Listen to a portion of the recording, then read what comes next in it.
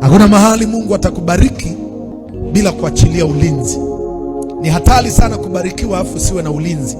Ni sawasawa na kwenda benki uka withdraw mamilioni ya fedha alafu ukashindwa kupewa escort.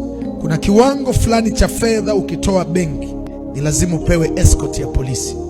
Manake kila baraka zina ulinzi. Na ndio maana Mungu anamwambia Musa, utakuwa na wabariki wana wa Israeli hivi. Bwana Mungu akubarikie na kukulinda. Manake lazima akubariki alafu na ulinzi wepo. Mahali palipo na baraka za Bwana pana ulinzi. Mungu hawezi kukupa baraka na akakuacha bila ulinzi.